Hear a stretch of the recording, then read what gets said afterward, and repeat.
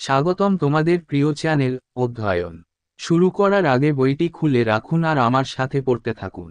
আমাদের এই ছোট্ট চ্যানেলটি সাবস্ক্রাইব করতে ভুলবেন না। চলুন শুরু করি। Beginning of the mutiny and the revolt. Revolt of the army. Initial stages. Even before the Meerut incident of the 10th of May, there were rumblings of resentment at various cantonments. On the 25th of February 1857, the 19th Bengal Native Infantry at Bahampur, also spelled Barampur or Baharampur, about 200 kilometers north of Calcutta, presently in Murshidabad district of West Bengal, refused to use the newly introduced rifle and was disbanded in March the same year. Again, on the 29th of March 1857, in Barakpur near Calcutta, the sepoys of 34th Native Infantry refused to use the greased cartridges. One young Brahmin sepoy, Mangal Pandey, went a step further and killed one of his European officers. Pandey was overpowered, hanged and his regiment disbanded. বিদ্রোহ এবং বিদ্রোহের সূচনা। সেনাবাহিনীর বিদ্রোহ প্রাথমিক পর্যায়ে এমনকি 10ই মে মিরাটের ঘটনার আগে বিভিন্ন সেনানিবাসে অসন্তোষের গুঞ্জন ছিল। 1857 সালের 25শে ফেব্রুয়ারি 19তম বেঙ্গল নেটিভ ইনফ্যান্ট্রি বেরহামপুরে, এছাড়াও বহরমপুর বা বহরমপুর বানান কলকাতা থেকে প্রায় 200 কিলোমিটার উত্তরে, বর্তমানে পশ্চিমবঙ্গের মুর্শিদাবাদ জেলায়, নতুন প্রবর্তিত রাইফেলটি ব্যবহার করতে অস্বীকার করে এবং একই বছরের মার্চে ভেঙে দেওয়া হয়। আবার 29শে মার্চ 1857, কলকাতার কাছে ব্যারাকপুরে 34তম নেটিভ ইনফ্যান্ট্রির সিপাহীরা গ্রিস করা কার্তুজগুলি ব্যবহার করতে অস্বীকার করে। একজন যুবক ব্রাহ্মণ সিপাহী মঙ্গল পাণ্ডে আরও এক ধাপ এগিয়ে গিয়ে তার এক ইউরোপীয় অফিসারকে হত্যা করেন। পাণ্ডেকে পরাজিত করা হয়, ফাঁসি দেওয়া হয় এবং তার রেজিমেন্ট ভেঙে দেওয়া হয়। Revolt begins. Meerut, the 10th of May 1857. In May 1857 at Meerut, 85 sepoys of the 3rd Cavalry Regiment were court-martialed and sentenced to long terms of imprisonment on their refusal to use the greased cartridges. Thereafter, on the 10th of May 1857, sepoys stationed at Meerut broke out in open rebellion, killed some of their European officers, released some of their fellow sepoys and marched to Delhi to appeal to Bahadur Shah II, the Mughal emperor and a pensioner of the British, to lead the revolt and give legitimacy to their cause, though at this time Bahadur Shah possessed nothing but the name of the mighty Mughals. বিদ্রোহ শুরু হয় মিরাট 10ই মে 1857। মেরাটে 1857 সালের মে মাসে তৃতীয় অশ্বারোহী রেজিমেন্টের 85 জন সিপাহীকে court martial করা হয়েছিল এবং গ্রিসযুক্ত কার্তুজগুলি ব্যবহার করতে অস্বীকার করার কারণে তাদের দীর্ঘমেয়াদে কারাদণ্ড দেওয়া হয়েছিল। তারপরে 1857 সালের 10ই মে মিরাটে অবস্থানরত সিপাহীরা প্রকাশ্য বিদ্রোহ শুরু করে, তাদের কয়েকজন ইউরোপীয় অফিসারকে হত্যা করে, তাদের কয়েকজন সহকর্মী সিপাহীকে মুক্তি দেয় এবং মুঘল সম্রাট এবং ব্রিটিশদের পেনশনভোগী দ্বিতীয় বাহাদুর শাহের কাছে আবেদন জানাতে দিল্লির দিকে যাত্রা করে। বিদ্রোহের নেতৃত্ব দেওয়া এবং তাদের কারণকে বৈধতা দেওয়া, যদিও এই সময়ে বাহাদুর শাহের কাছে পরাক্রমশালী মুঘলদের নাম ছাড়া আর কিছুই ছিল না। On the 12th of May 1857, Delhi was seized by the rebels after they overcame Lieutenant Willoughby, the commanding officer at Delhi. Some European inhabitants of Delhi were shot at and killed, the palace occupied and Bahadur Shah was proclaimed emperor. The loss of Delhi was a serious blow of prestige for the British. 1857 সালের 12ই মে, দিল্লির commanding officer lieutenant উইলবিকে পরাস্ত করার পরে বিদ্রোহীরা দিল্লি দখল করে। দিল্লির কিছু ইউরোপীয় বাসিন্দাকে গুলি করে হত্যা করা হয়, প্রাসাদ দখল করা হয় এবং বাহাদুর শাহকে সম্রাট ঘোষণা করা হয়। দিল্লির পরাজয় ছিল ব্রিটিশদের জন্য প্রতিপত্তির জন্য মারাত্মক আঘাত। Revolt of the people. In the next 24 hours, what began as a sepoy mutiny swelled into a full-scale political rebellion. As soon as the gunshots fired at the British officers were heard, people from surrounding areas joined in, including the peasants, artisans, shopkeepers, traders, labourers, zamindars, pandits, Maulvis and others.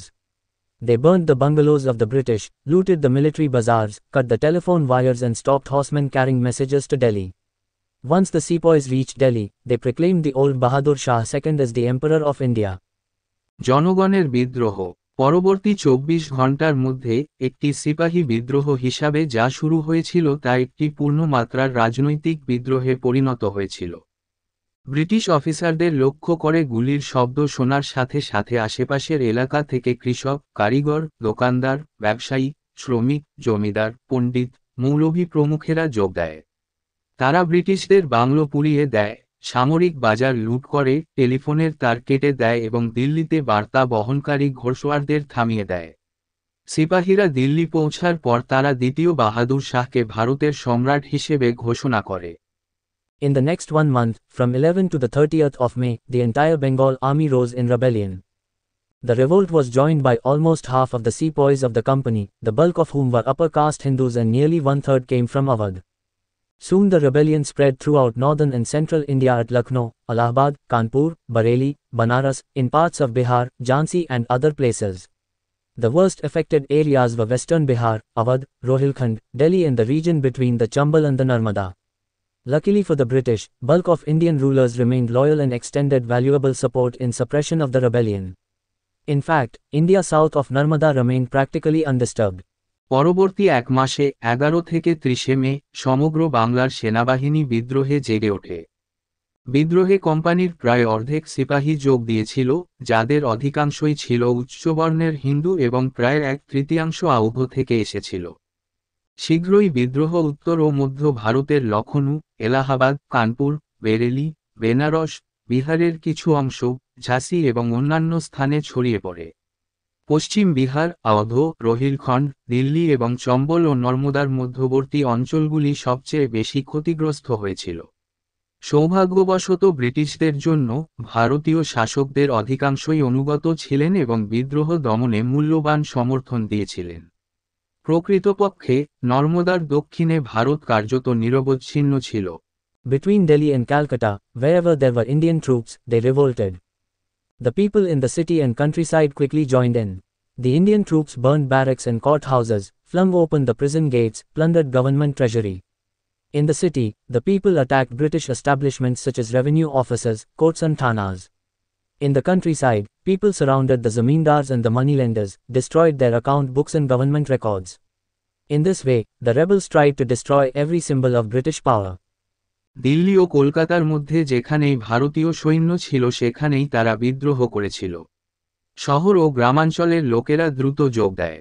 ভারতীয় সৈন্যরা barrack ও court house পুড়িয়ে দেয়, কারাগারের দরজা খুলে দেয়, সরকারি কোষাগার লুণ্ঠন করে।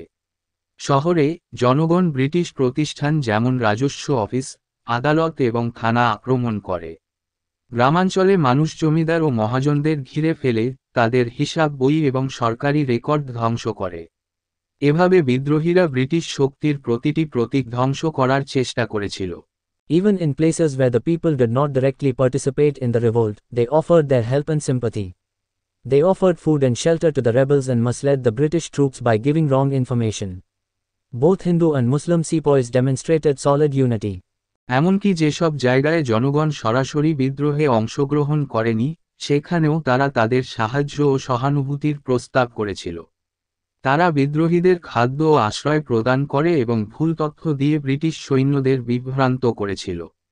হিন্দু ও মুসলিম উভয় সিপাহী দৃঢ় ঐক্য প্রদর্শন করে।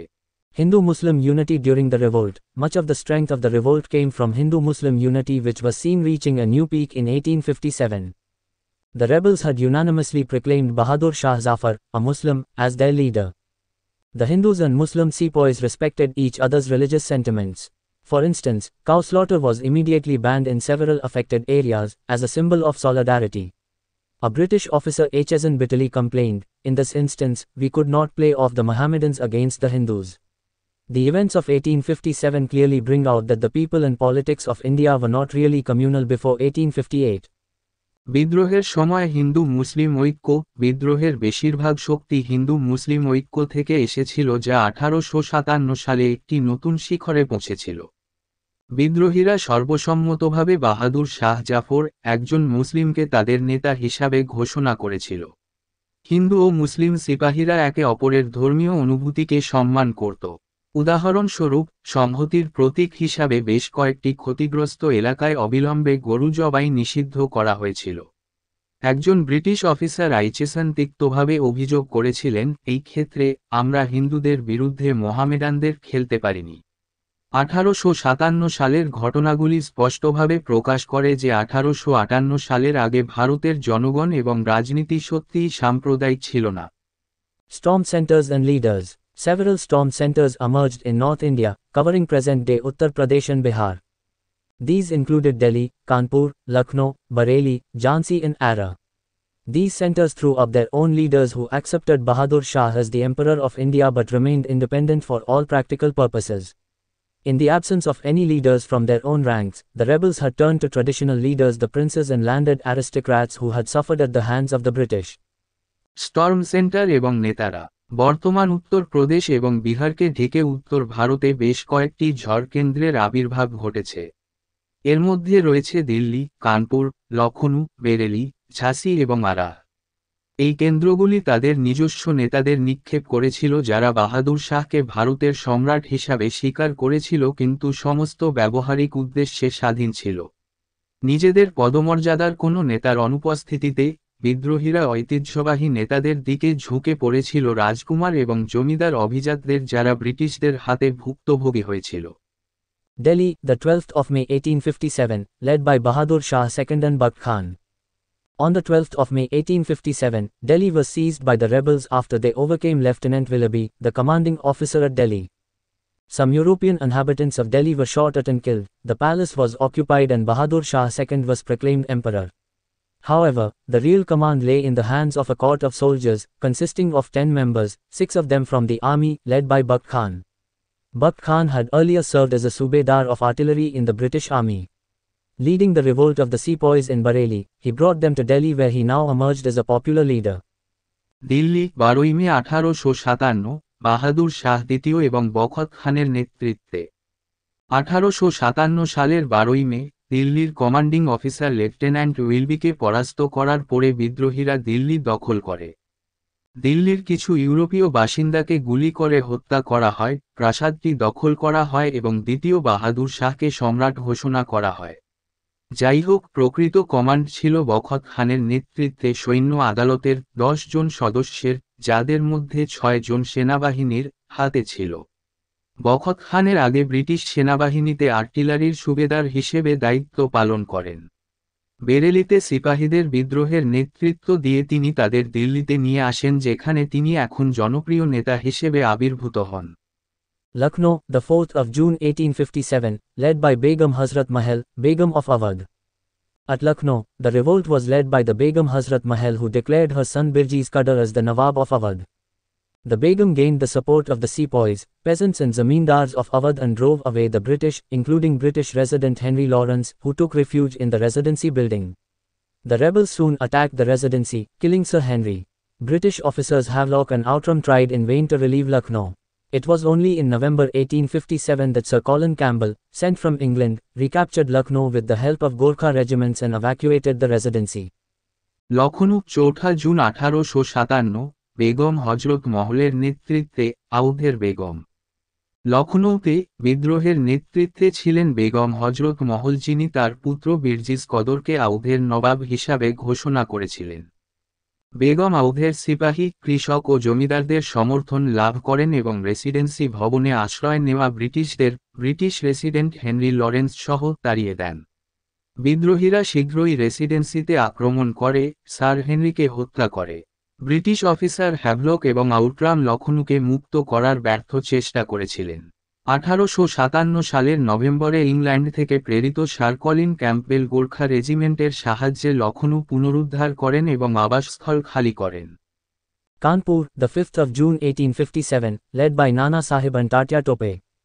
On the 5th of June, the sepoys at Kanpur rose in rebellion and declared Nana Sahib, the adopted son of Peshwa Baji Rao II, as the Peshwa.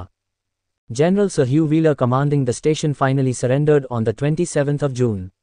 Most of the fighting, however, was carried out by Tatya Tope, Nana's able and experienced lieutenant, on his behalf, and it was Tatya who rose to immortality with his patriotism and skillful guerrilla fighting.